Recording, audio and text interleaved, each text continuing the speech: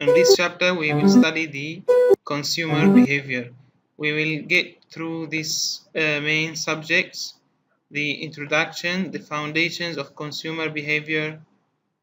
We will study the customer value, the satisfaction and retention.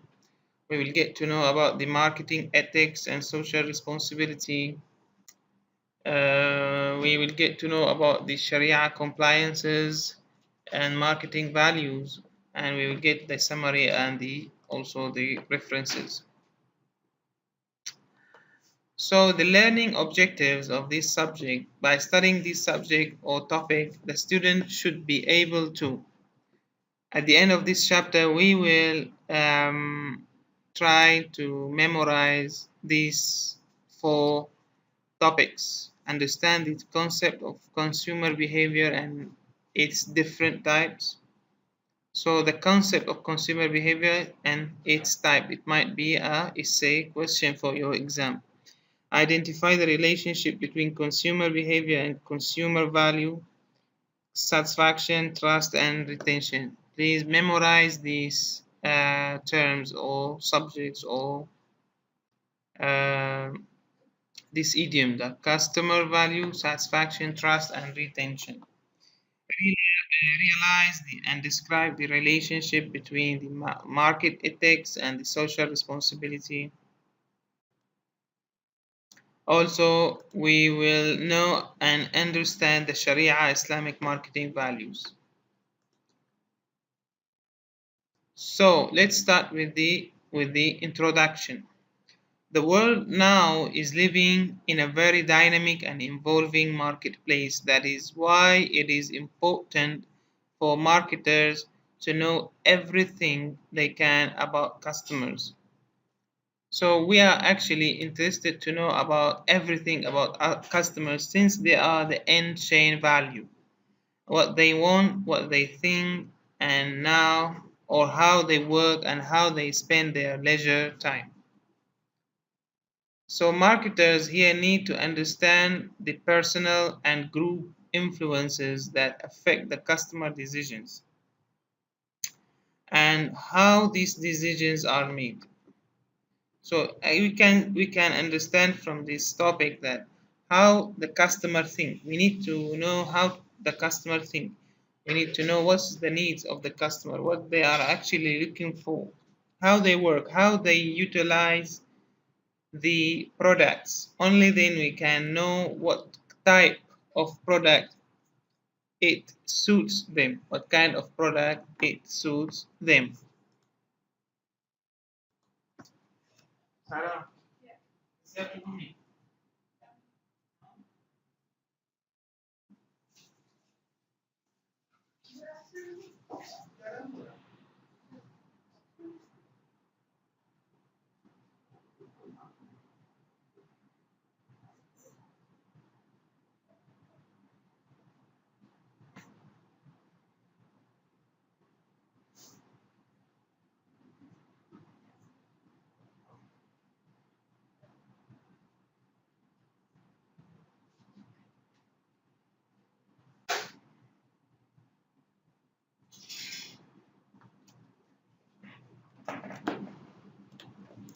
So here marketers need to understand the personal and group influence that affect the customer's decision and how these decisions are made.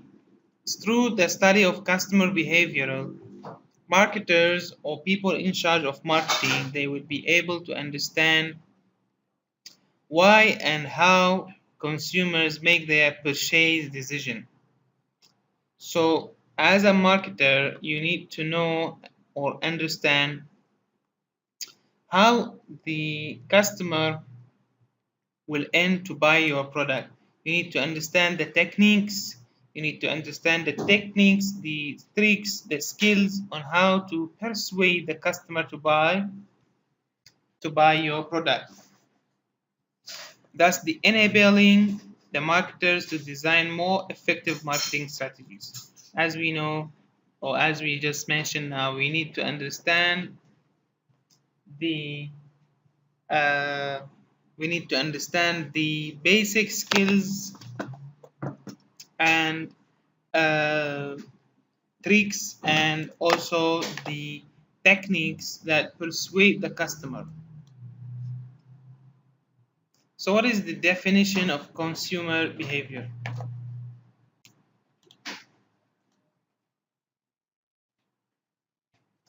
The definition of consumer behavior.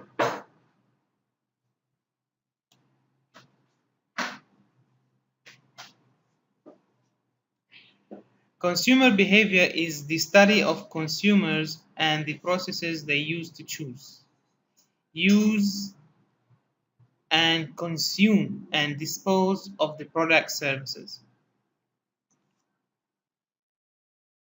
Okay?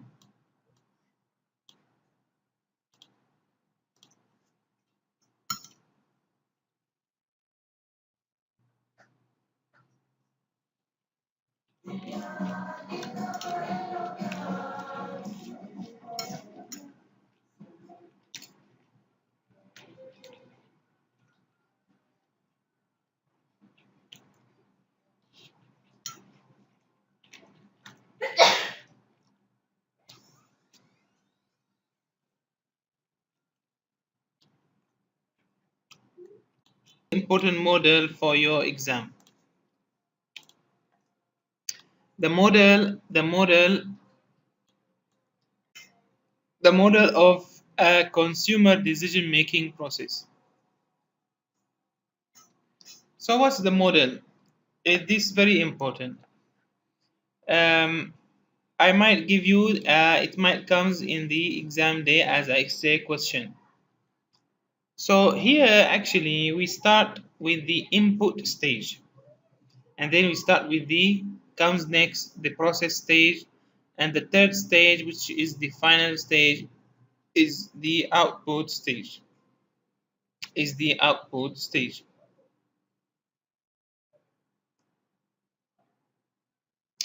So the input stage here means the external influence behavior.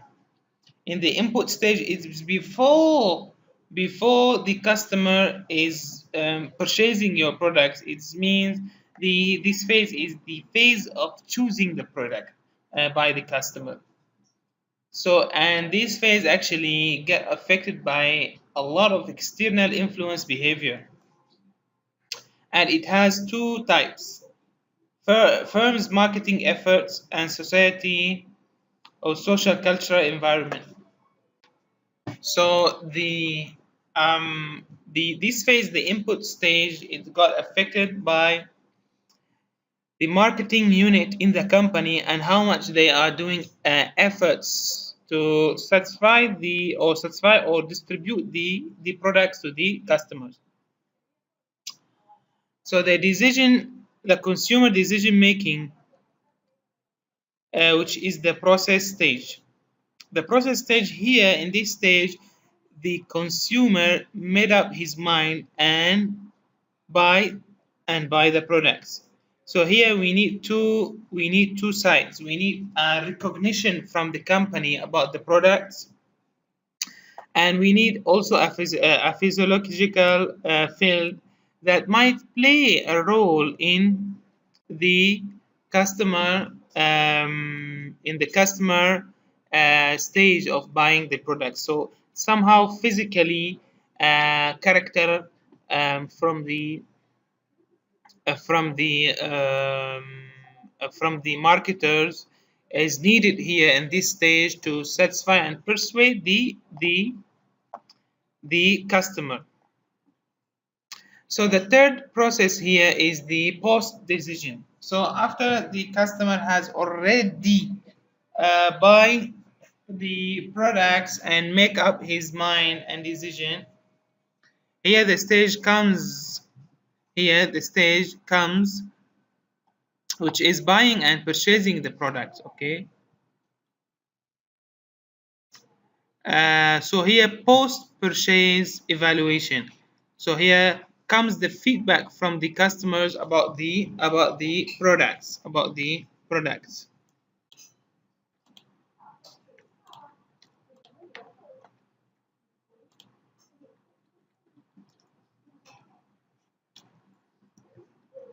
So again here the input stage consists of the firm's marketing efforts, products, promotion, price, and channels of distribution.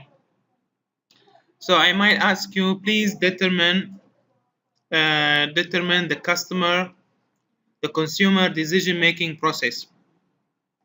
So you need to mention in details this slide: the input stage, the process stage, and the output stage. The input stage consists of social, cultural environment, family, social class, informal sources, and subcultural and cultural.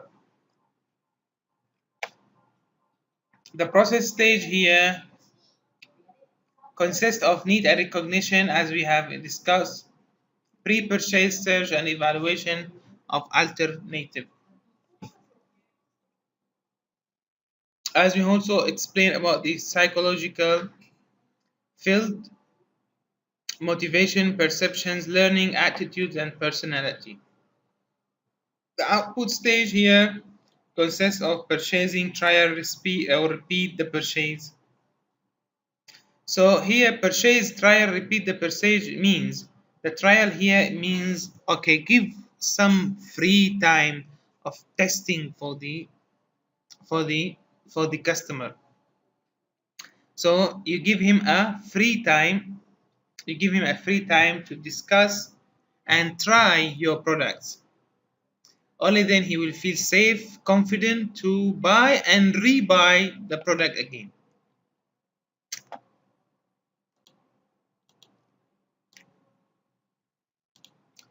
Okay, so we have two types of customers, or we have two types of consumers. The first type is the personal consumer, another type is the organizational consumer. The personal consumer is the one who buys goods and services for his or his own use. So for the use of the household or as a gift for a friend. So this is what we call it, a personal consumer, buying for his own benefit. Whereas the organizational consumer here includes profit and not for-profit business. Government agencies, local, provincial, and the national agencies also. So here the consumer is following the organization as a whole, all which must buy products, equipment, and services in order to run their organizations. What is the relationship between the consumer or customer value, satisfaction, and trust and retention?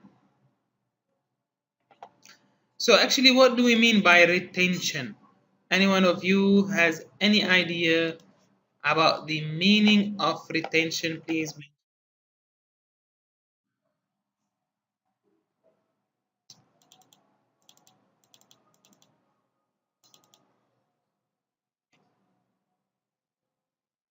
Please, any one of you has any idea about the customer retention definition and what do we mean by it?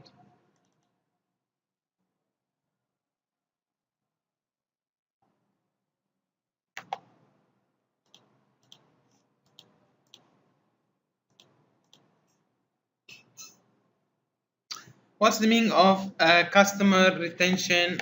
Customer retention value, or customer retention profit, or customer retention status.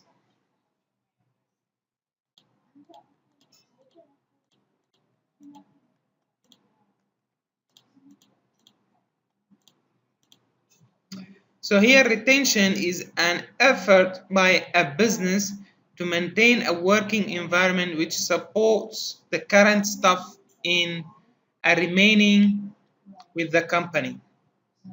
So customer retention is an effort done by the business, employer to maintain the staff working and remaining in the company. Okay, guys. So the relationship here between the marketers and customer is controlled by four drivers. What are the four drivers for marketers and consumer. First is the customer value, high levels of customer satisfaction, a strong sense of customer trust, a building structural that ensure the customer retention. So customer value and customer value proposition. This is the short form of customer value proposition. It's very important for your exam to know and study about the short forms, of the verbs or of the terminology. So customer value is the difference between what the customer gets from a product and what he or she has to give in order to get it. So the customer value study here two types or two parts.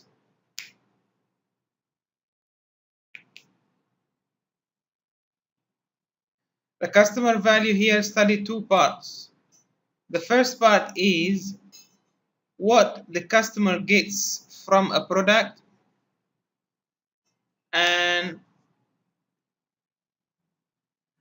second one is what he or she get in order for him to buy the product. So in marketing, a customer value proposition consists of the sum total of benefits which a vendor or the company that's selling the product promise or guarantee a customer that he will receive in return for the customer's associated payment. Okay, so here the customer value proposition is a marketing statement that describes why a customer should buy a product or use a service. So why the customer should buy the product or use the service. This is the basic ideas that cover by the customer value proposition. Customer satisfaction is a term frequently used in marketing. So it's a marketing term. It's not a management term. It's not economic term. Customer satisfaction is a marketing term. Measure how products and services supplied by a company meet or surpass customer expectation. So the customer satisfaction is also defined as the number of customers or percentage of a total customers whose reported experience with a company. So also experience with the company, experience with the product, and experience with the services exceeded the specific satisfaction goals. The concept of customer satisfaction is a function of customer expectation.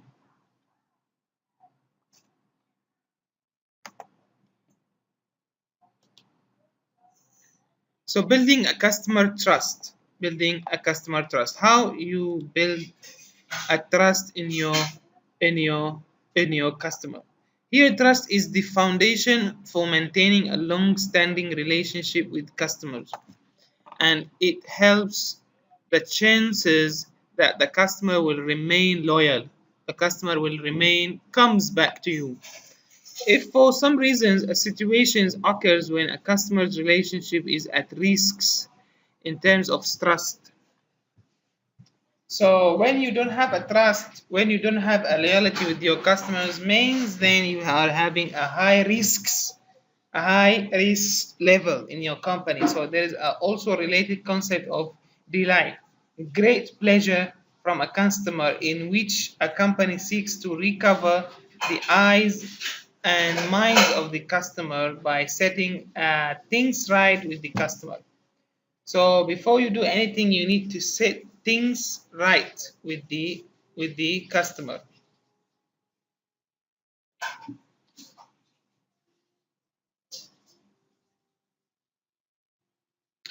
And further demonstrate the customers that he or she is a valid customer or is a valued customer. So always and all the time try to call your customers as a valued customers. Dear valued customers. dear valued customers. You need to build a trust with your customer. Securing customer retention. How to make sure that your customers is remaining in your company. Customers retention is more than giving the customer what they are expecting. It is about exceeding their expectations so that they become loyal advocates of the product. They become loyal and advocate with the products. So advocate here means a person who publicly support or recommends a particular cause or policy. So a person who publicly support or recommends a particular cause or policy. So advocate means support. Advocate means support. Advocate means support the product. So creating a customer loyalty puts a customer value rather than maximizing profits at the center of the business strategy. So a strategy of customer retention is designed to make it in the best interest of the customers to stay with the company rather than switch to another company. So customer here can be retention here can be for customers. Retention can be for for employees. Customer retention, small reduction in a customer defections, loss of a customer produce a significant increase in the profit because loyal customers buy more products. Loyal customers, they come back with a less price sensitive and pay less attention to the competitors' advertising. Servicing an existing customers who's familiar with the company's offering and processing is cheaper. So when you serve a same customer with the same procedure is better and is safer for your money rather than serving with other customers proposing presentation. This will all cause extra money. Loyal customers spread positive word of mouth and refer to other customers, as we know, sure. What's the relationship between the market ethics and social responsibility? I think you have studied this before, the social responsibility and ethics. Ethics here are the set of morals, principles that distinguish what is right from what is wrong. So here ethics has twofold objectives actually. It evaluates the human practice by calling upon moral standards. Also, it may give it also give a prescriptive advice on how to act morally in a given situation. So it's similar to the pharmacy when the doctor give you a prescriptive. So here the ethics is also a prescriptive advice for the company or for the employees. Business ethics here, they examine the ethical rules and principles within the commercial context. So the ethics is somehow linked to the environment, to the daily life of the customer, whereas the business ethics here actually goes more with the commercial life. It deals with the various moral and ethical problems that can arise in a business setting and sets as special duties or obligations that apply to persons engaged in the different commerce. So business ethics is somehow same with rules, regulation, and obligation that force the business companies to stick to the social responsibility. Whereas social responsibility is an ethical ideology or theory that an organization has an obligation to act to benefit society at a large. So focus on the importance that any entity, whether it is a government, a corporation, organization, or individual, has a responsibility toward their society. That's why these companies should function morally and contribute to the welfare of their communities.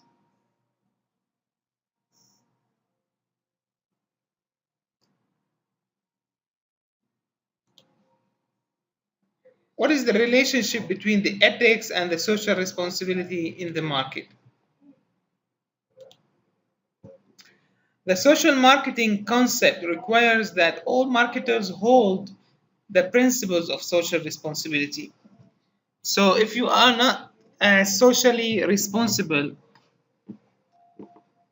if you are not socially responsible for your environment outside, and outside means you are not having the business ethics. So that's why you must make an effort to satisfy the needs and wants of their target markets in ways that preserve and enhance the well-being of consumers and society as a whole. Therefore, here marketers should fulfill the needs of the target audience in ways that to improve the society as a whole. So when we are doing a business, we need to think about a society first. We need to think about the society first as a whole. Don't be selfish and pragmatically, okay, while fulfilling the objectives of the organization. Sharia Islamic market value. So Sharia means here a way or path. A way or path, it refers to the great audience and laws given by the Holy Quran and Hadith of the Prophet Muhammad and supplemented to the juristic truth, to the actual truth. So here the interpretation by the Islamic scholars mention this part. Sharia serves to set a scale in everybody's mind to distinguish between the lawful and unlawful means of earning and to prohibit and disapprove of all the things that are either morally wrong or socially unaccepted or unacceptable.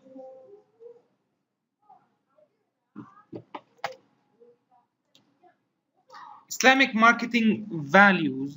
The principles of Islamic marketing here also following the Sharia that covers the aspects and values of Islamic business thought.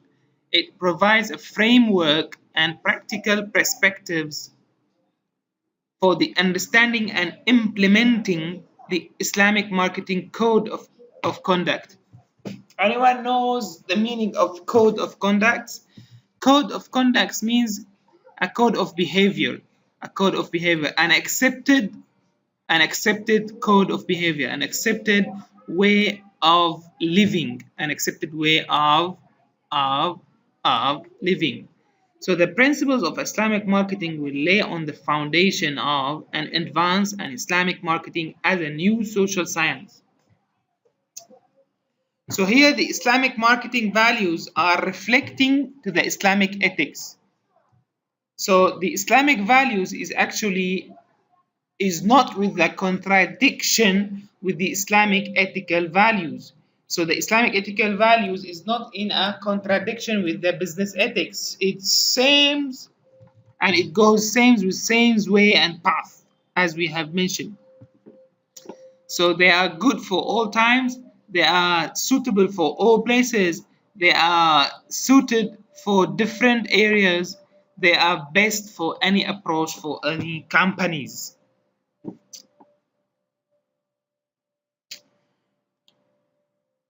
Islamic marketing values are regulated by three components. What are these three components? The commands of the Holy Quran, the teaching of Prophet Muhammad, which is the Hadith, and at the same time the directives of the chronological authority.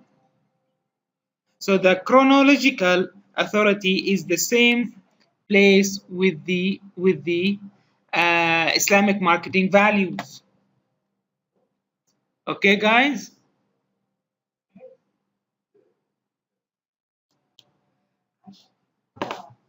Important Sharia marketing values. Some of the important Sharia marketing values. What are the important Sharia marketing values? What are the Sharia? Sharia also in Islam covers all the parts of the everyday lives. So whoever says for that the Sharia cannot apply on the daily lives, he's wrong. Actually, Sharia and compliances and Hadith and Prophet Muhammad, they also cover all the all the all the aspects of the everyday lives. So by prohibiting the interest, which is the riba, uh, making the riba haram, risk sharing. So if you are doing any business and you want to share the risk among your stakeholders, which is not acceptable in Islam. The necessity of contracts. You need to provide and stick to the contracts that has been set and conducted among the partitioners. So investing in unlawful business, which is haram in the Islamic Sharia compliances. So whenever you want to set a business, you need to set a business in a lawful business that sits and lay on the proper and standard regulations set by the government in on an Islamic perspective. Okay, guys, thank you very much. We have come to the end of our class today. Hope to see you again. Take care. In case anyone of you, as normal, you have any problem, please don't hesitate to contact me on my email that have been given to you previously. Okay, guys, thank you very much, and assalamu alaikum wa rahmatullahi ta'ala wa barakatuh.